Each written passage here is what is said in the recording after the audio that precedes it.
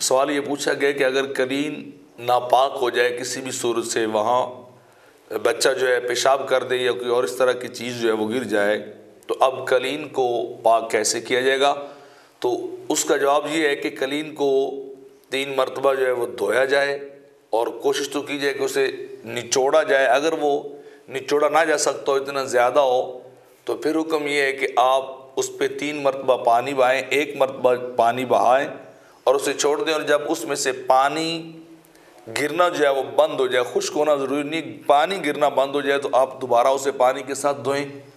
फिर पानी उसके ऊपर बहाएं और फिर उसको छोड़ दें। जब उसमें से फिर पानी गिरना बंद हो जाए, यानी कतरात टपकने नीचे बंद हो जाएं, तो फिर तीसरी मरतबा आप उसे धोएं। और जब वो तीसरी मरतबा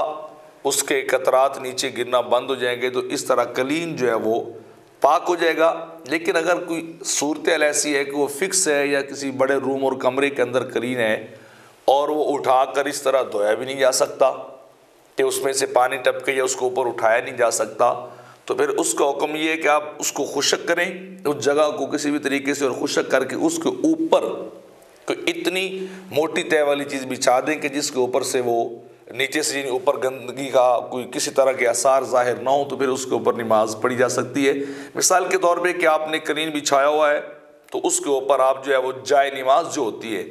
वो थोड़ी सी आम कपड़े की बनिस्बत मोटी होती, बुनी ही होती है, तो आप वो उसके ऊपर बिछाएं और बिछा के आप नमाज पढ़ें, उस रात निजास्त के ज़ाहिर ना हो, तो फिर उसके ऊपर नमाज या बंदगी या इस तरह की और इबादत वो जो दुरुस्त हो जाएगी और उसके ऊपर नजस होने का, ज़मीन के नजस होने का हुक्म जो है वो नहीं लगेगा।